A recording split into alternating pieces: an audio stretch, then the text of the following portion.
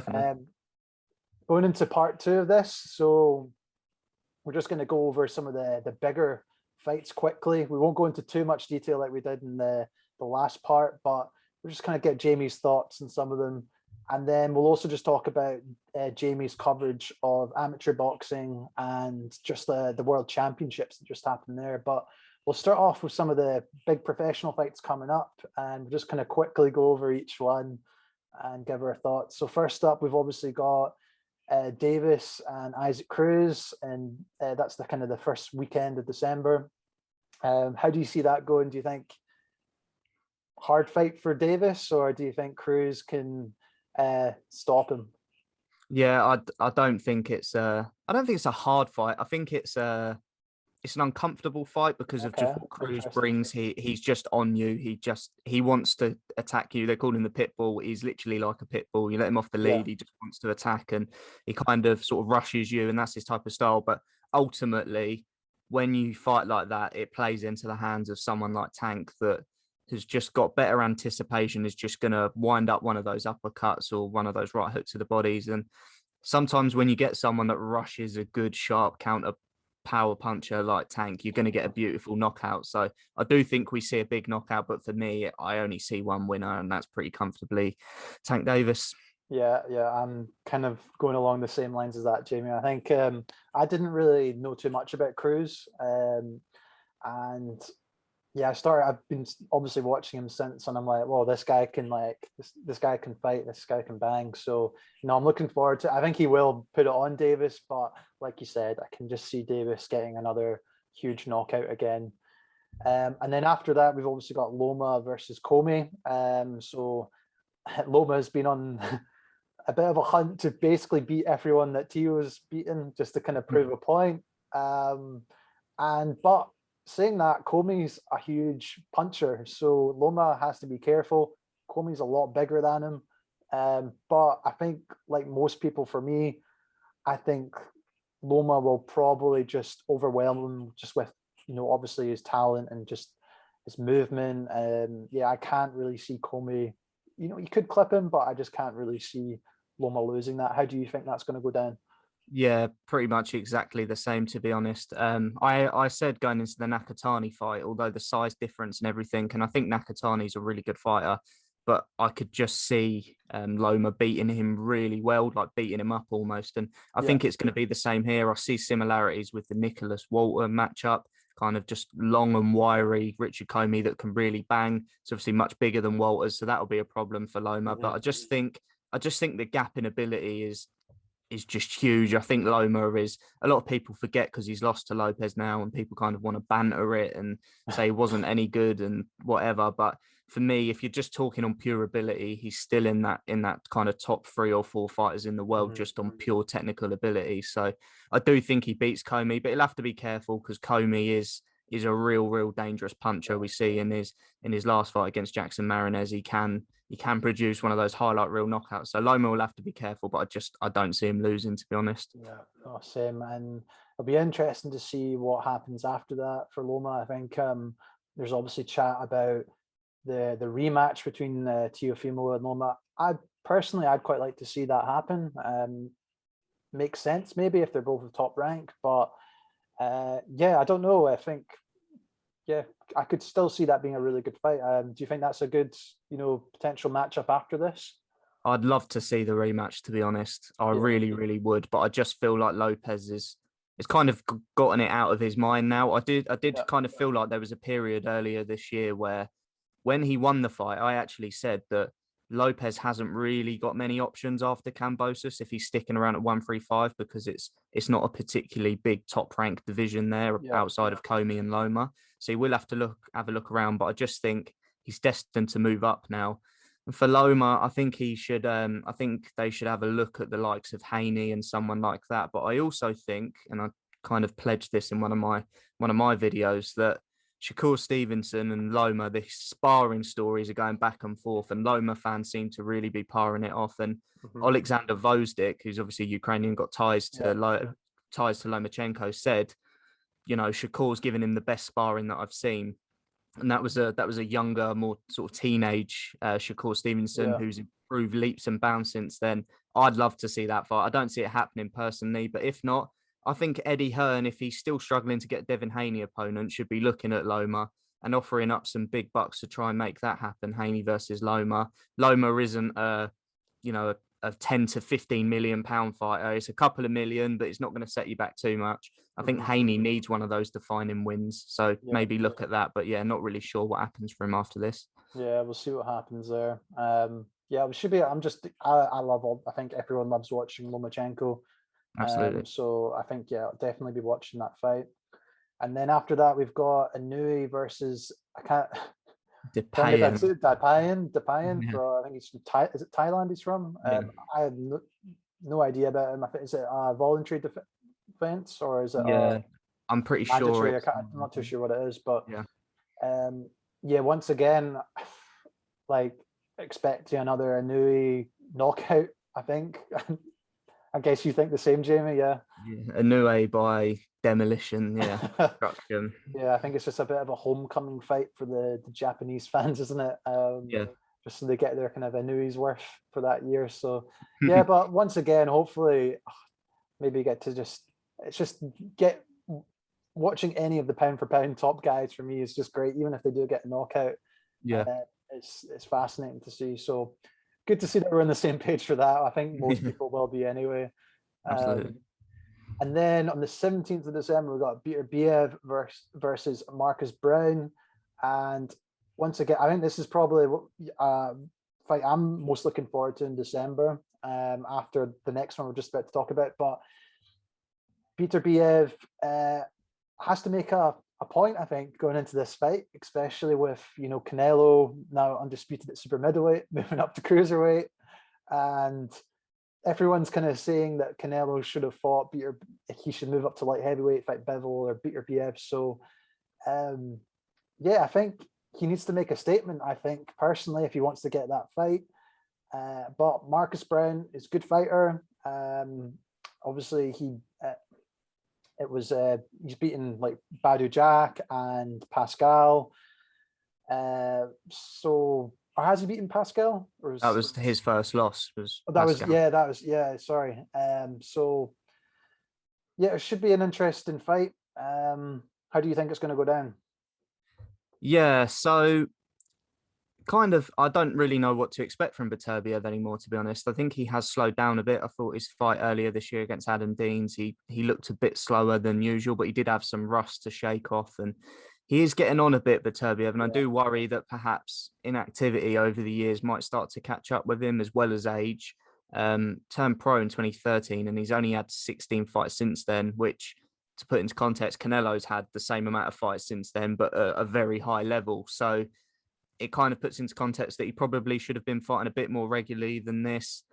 And I do think Canelo will be watching with a keen eye, because Beterbiev goes out there and looks devastating. I think Beterbiev versus Canelo, probably we have to wait for that a little bit longer. But if we get the Beterbiev we saw against Deans, or a version like that, Canelo looks at that and maybe makes that jump a little bit sooner than we anticipate. So I think Marcus Browne is a good fighter. He's very well schooled. He was a good amateur. The thing that excites me is he's linked up with Derek James, who obviously works with Jamel Charlo and also Errol Spence. So I think that's interesting. But for me, his chin just lets him down. Jean Pascal was able to knock him out. He got dropped by Lenin Castillo. There was another fighter as well. I can't pronounce his name, so I'm going to not try and butcher it. But he had the world of trouble against him back in 2018 as well. So I just feel like his chin lets him down. But I think he'll be competitive early, because you do see against Beterbiev that you win the early rounds more often than not. He isn't, although he does punch stupidly hard, he doesn't necessarily bowl you over. He does sort of break you down because it's more thudding. So I do think it will at least go 5 or 6. But from that point onwards, I do feel that Browne's chin will just sort of give up on him. Yeah, no, I think, like you're saying, I think most people are probably expecting Beterbiev to win that fight. And I think in terms of the whole Canelo situation, it's an interesting one. I think, like you said, Canelo will be having an eye on that fight to see how he gets on. And let's say he does knock out Browne in the first round or something, for Canelo, it doesn't really matter to him. He can pick and choose when and who he fights now. He could just wait another couple of years before he fights him. And then Beterbiev is 38, 39 at that point. And then, he's fighting a much older guy. Yeah. And Canelo's will only be in his mid-30s. So I think I can see it kind of working out more in Canelo's favor, but you cannot discount, Beterbiev. I just think the fact that he was a heavyweight amateur, was he not? And and the fact now he's a light heavyweight and he's just see, when I watch him, he just bulldozes guys, he just bullies guys, doesn't he? And even as an amateur, he wasn't just competing at heavyweight, he was actually knocking out heavyweights. I mean, he dropped Usyk to the body. Yeah, that's right. Yeah, he was hurting people in the amateurs, which doesn't happen often. And this is where I'm a bit more, with Canelo's style, that kind of pressure fighting style. I think he would probably need to just change it slightly for that Beterbiev fight and be just a bit more defensive. But and we're kind of talking about a potential fight now, a fantasy fight. But yeah, that's the fight I want to see for Canelo. But Beterbiev, hopefully he puts on a performance and maybe gets that Canelo money eventually. And then the kind of final fight of the year, the huge final fight of the year, is obviously Golovkin versus Murata. And obviously two Olympians. Golovkin won silver at Athens 2004. Murata won. He won gold at London 2012. So very good amateurs. And I guess we obviously know about Golovkin, but Murata, maybe more people are not as sure about him. But he is a very good fighter. He's someone I rate. He's got that amateur pedigree. How do you think that fight's going to go down? Do you think Murata hasn't been as active, Jamie? And I think that's my question to you. It's just, do you think Murata can step it up for this Golovkin fight, or do you think Golovkin will just kind of breeze through this fight? How do you think it's going to go down? Yeah, I don't think Golovkin breezes through fights anymore against world level people. I feel like he's probably a little bit past that now, but I do think he wins this fight. I think Murata gets a little bit kind of downplayed how good he is, because when you look at the record, you see two defeats, one against Hassan and Dan, one against Rob Brandt. And I think people probably think, well, he's not any good then, but he is a really good fighter. He's a really good amateur. And in Japan, he is an absolute superstar, like winning an Olympic medal at London 2012, which was a big Olympic Games. It's one of the sort of most famous Olympic Games, not just because we're from Britain, but when he went back to Japan, he's celebrated like a hero. He's their biggest boxing star ahead of the Inoues, the Iokas and people like that. So he's a really big name, and this does a lot for Golovkin commercially. And I just feel like Golovkin's power will be the difference. I think Murata does have a bit of a suspect chin. We have seen that before. And you get two sides to Murata. There's the first Rob Brandt fight, which he lost on a decision, and then the second Rob Brandt fight where he knocked him out in the second round. He can be a little bit hot or cold. I do feel like he will be up for this, but like you say, he's been out the ring for, by the time this happens, it will be 2 years. And I think if you're going to be out the ring for that long, there's probably one person in the middleweight division you don't want to have inactivity against is Golovkin. And I do actually think with Golovkin, I was probably starting to think that maybe he was on the decline, and he's not what he once was. But I did think in his last fight against Zerameta, I was quite impressed with what I saw. I thought he looked a little bit fresher than I expected. So I do feel like he has enough. Is he still in the business of bowling over people? Maybe not. So I'll say it goes to a decision, but I do only see a Golovkin win. Yeah, I think for me, it's the same for me. I think it's interesting, obviously, since that last fight. He's kind of taken a bit of time off, which is interesting. I don't know, there must be some reason for it. I don't. Well, the Murata fight, sorry to interrupt, but the Murata fight has been rumored since March, basically. And not only rumored since March, they've been saying it's for New Year's Eve.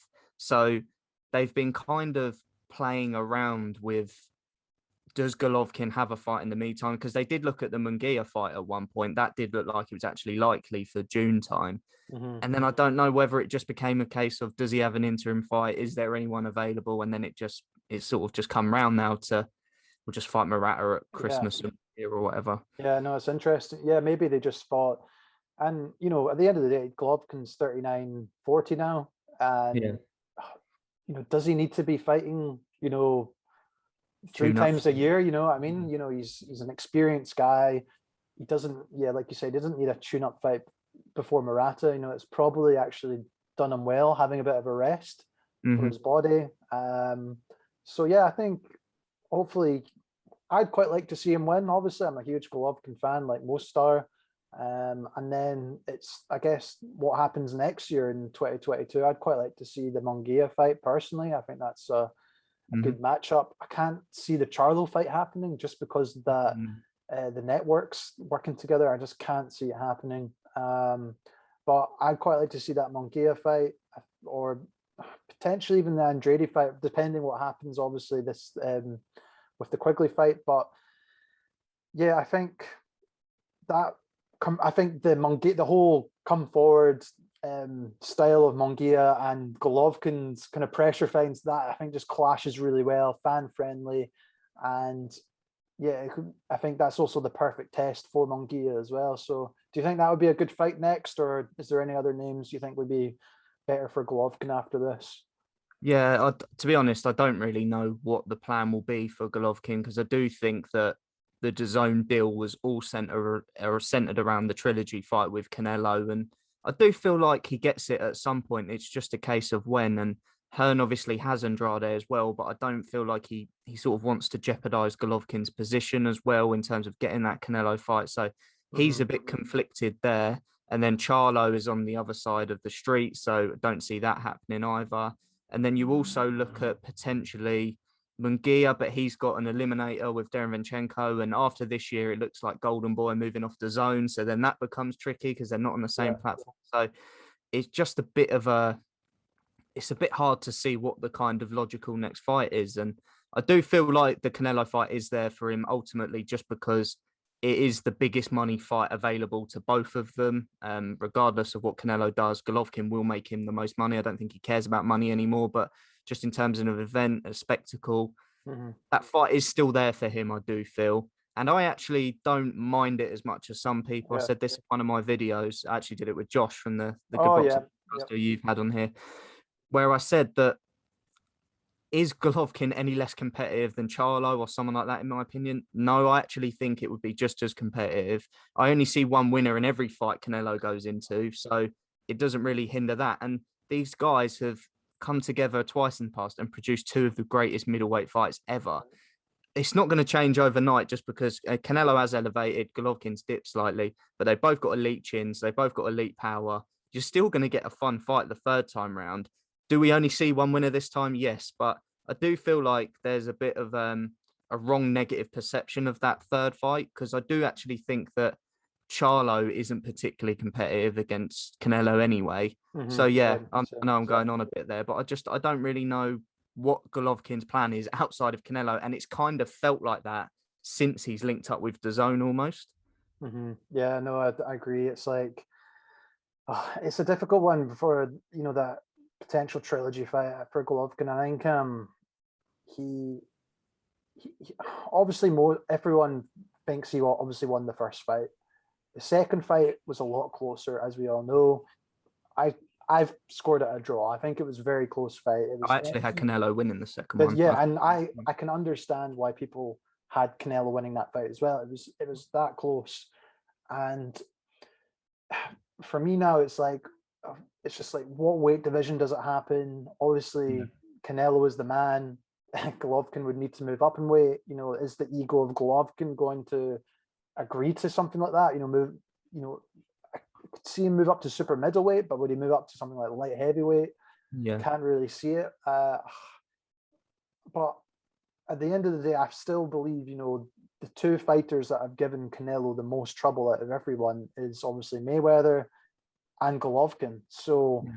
there's a reason maybe why Canelo doesn't really want that fight, because he would he'd be in a total war again. It wouldn't be straightforward. And just because Golovkin maybe, would be a little bit bigger, it doesn't mean you can't win the fight. Mhm. Yeah, it's still an intriguing fight, as we're just saying. So it'll be fascinated to see what happens. But you never know what happens in boxing, but I just can't see it happening unless the numbers are so good for both fighters that they can't say no to it. But it'll be we've just discussed, it's a tremendous end to the year. So many huge fights.